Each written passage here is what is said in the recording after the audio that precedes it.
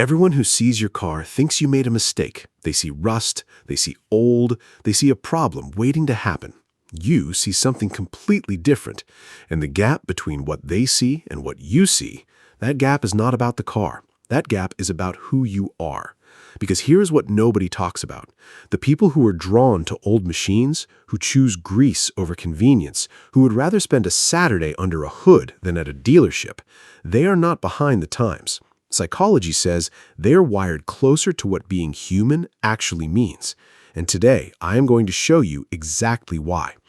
The moment you pull onto a road in something old, something changes in your nervous system. No computer smoothing your inputs, no traction control deciding what you meant to do. Just you, the road, and pure, unfiltered feedback coming through the wheel. Psychologists call this direct agency. Your brain is receiving real information and responding to it in real time.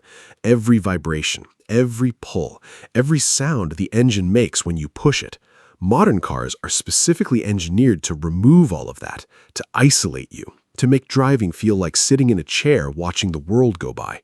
And for most people, that is fine, comfortable, easy. But your brain does not want easy. Your brain wants real. There's a reason you feel more awake, more present, more switched on behind the wheel of something old.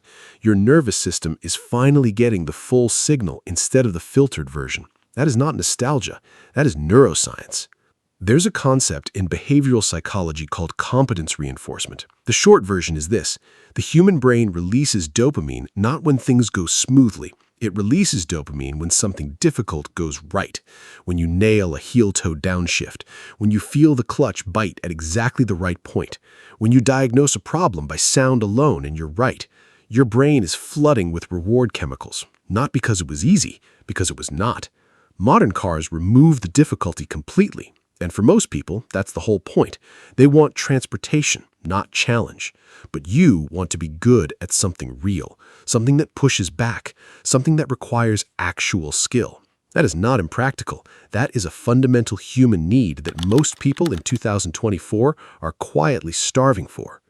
Here's a question for the comments. How many hours have you put into your car? Not just driving it, working on it, learning it, fixing it.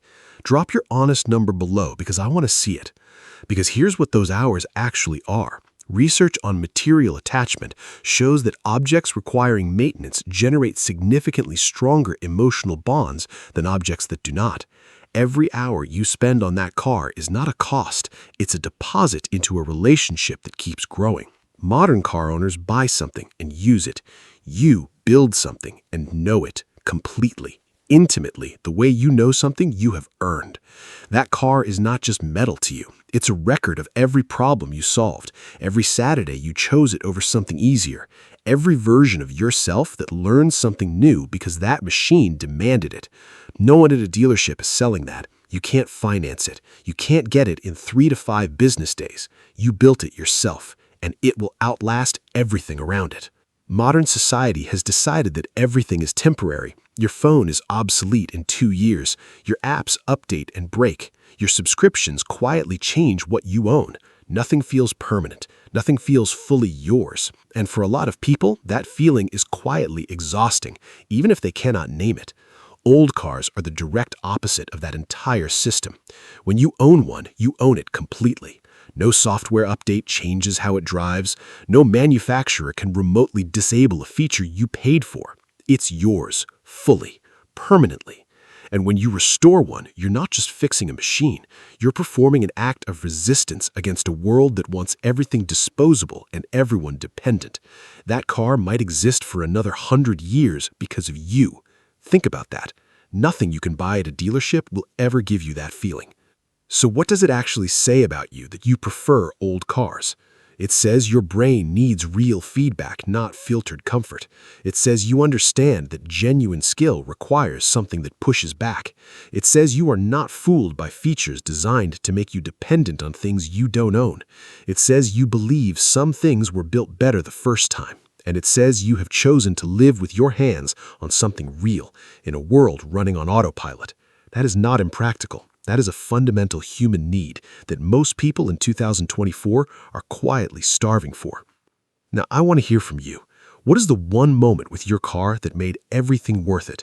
The moment where you thought, this is exactly why I do this. Drop it in the comments right now because people in this community need to read those stories. They're better than anything I could write. And if this video felt like someone finally understood why you're the way you are around cars, subscribe, because everything on this channel is built for people who think the way you think. But before you go, I need to ask you something. There is one car you'll never completely get over. Not your current one, not your best one, your first one.